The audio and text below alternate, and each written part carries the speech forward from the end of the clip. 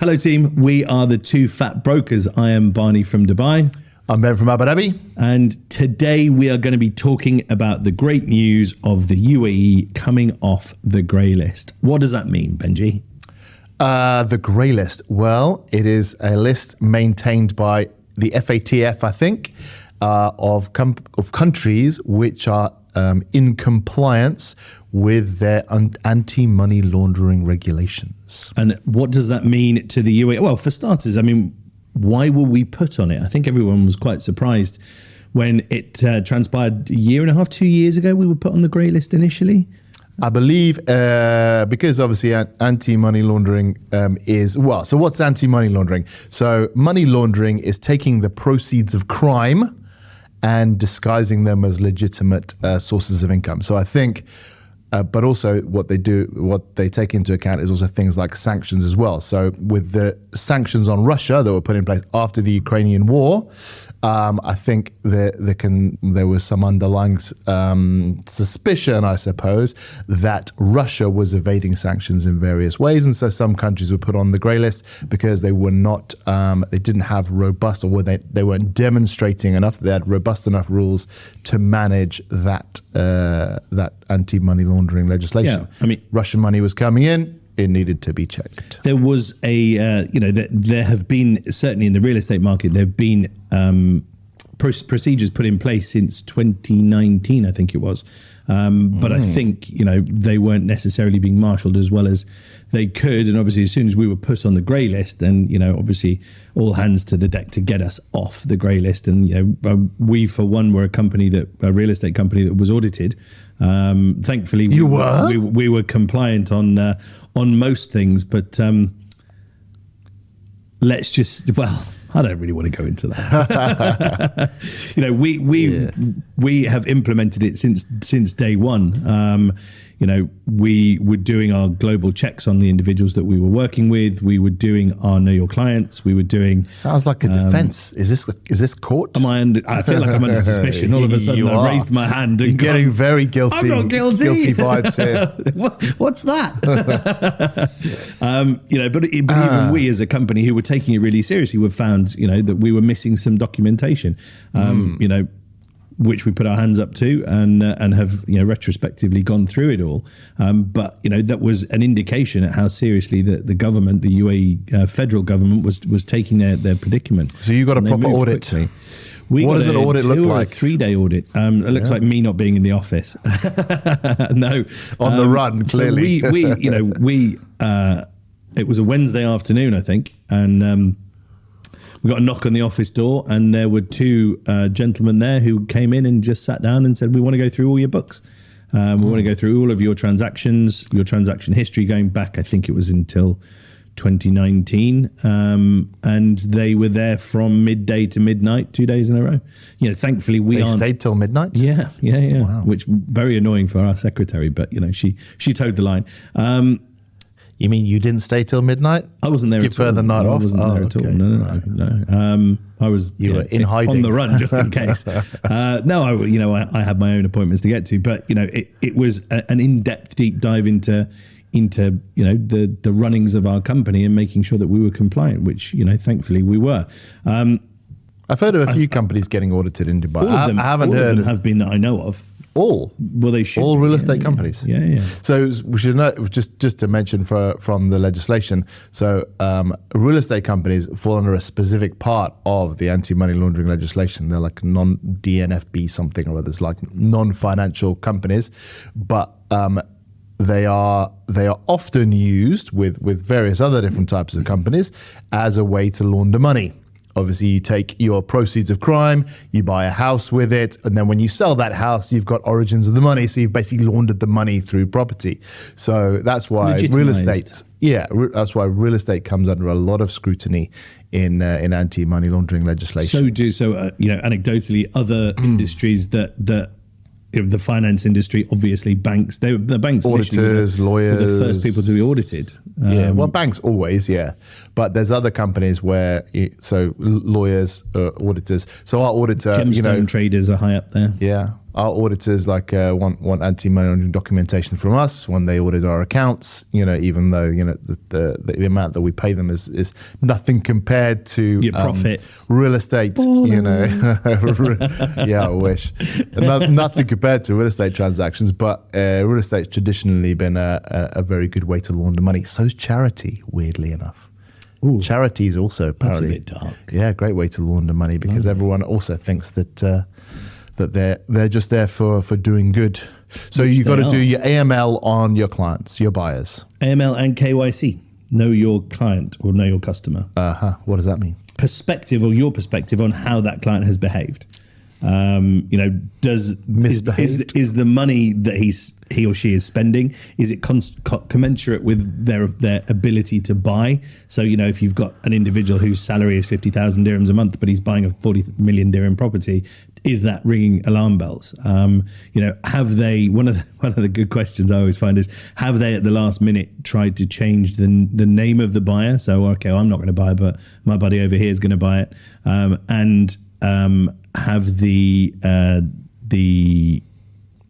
Have they tried to change the jurisdiction from where the money is coming from at the last minute in the transaction? So, you're going through the buying process. The money's going to come from a UAE bank, and then at the last minute, actually, I'm going to transfer the money from overseas to here. Have you got a bank account I can use? That kind of thing. But that's all done from the perspective of the broker, which I think is odd. Because in the UK, which is another market that I know, all of the funds and the proceeds are all received by a solicitor. True. So the onus is put on a legal entity to be able to fact check all of this information. However, with the UAE, the federal law here, the onus is put on the brokerage, and more specifically the broker, to be able to fulfill all of this this legal fact checking, which I feel like it might necessarily not be the most efficient way of doing it. Brokers we're brokers, well trained or not well trained. What we do is sell houses. We don't have financial or legal knowledge to be able to correctly do this. So I feel like that's going to change soon. And also the incentivization is all wrong, right? I mean, if you're going to do this great deal, you're highly incentivized to say like, well, this KYC seems fine. As opposed to if you're completely independent, you should be like, well, hold on, this is suspicious here. But you wouldn't be able to do it. Well, I suppose unless the federal government are going to implement a governmental process, a government person or persons to oversee each transaction. That would be the only way to do it. Because if you're going to use you have an independent third party. Like a solicitor or a lawyer, because there's nothing really in it for them. But they're are because there's by one party. Yeah, but there's nothing really in it for them. For that to go through. I mean, you could be staring down the barrel of hundreds of thousands of dirhams of commission if this deal goes through, or zero if it goes, bums up. But the solicitor, assuming he gets paid to do this anyway, he still gets his, whatever his fee is. Now, there might be an incentivization there where you're putting pressure on him to clear, because then you'll give him more business in the future. But it's nothing like you get 100,000 dirhams if this goes through and nothing if it doesn't. I mean, that's a massive imbalance of incentivization. And probably companies are going to be pressured by the brokers. The brokers going, no, you've got to clear this guy. There's a huge amount of money for me. And if you don't, maybe I'm going to leave and I'm going to go work for so-and-so because I know they're not tight on you their don't AML. want an individual like that working for you at the end of the day, because that is the kind of person, as the owners of companies, you don't want someone who's going to take those kind of risks with, one, your reputation, and two, your license. Because you and I, our heads are on the chopping block if something like that happens. No, I mean, I see it. But in the end, it's our job to clear that AML, right? And our job is to register the AML, not clear it. Our job is to make sure that the people that we're dealing with. No, because you got to clear it, because if it's not cleared, like they come up in cleared. Well, as in say, this does not meet the threshold, because remember, if all the paperwork is in place and we're fine with this even if it's a high risk transaction, we're comfortable with where the money has come from, and we're comfortable, we know the customer and the ultimate beneficial owner, we don't have to register it with the government, with the GoAML system. But if it's a high-risk transaction and we don't have that information, then we do register it with the government. And so then, been doing their training. That can, Did I tell you I used to be a lawyer? You did not, Ben. This is news to me. Tell me more. Studied at Cambridge. No, lies. Jesus Prove College, got a 2-1. Anyway, so a lot, exactly as you said, a lot of the onus is put on the brokerage to do this work, and they're going to have very conflicting, motivations and incentivizations here. It would be much better if it was done by an independent body, and so they try and make it independent by saying, okay, you've got to have an AML compliance officer who's separate from your accountant, and then who reports to someone in management and gives them monthly. Yeah, they're still an employee. Yeah. So they're trying to make it independent, but it's very difficult to do.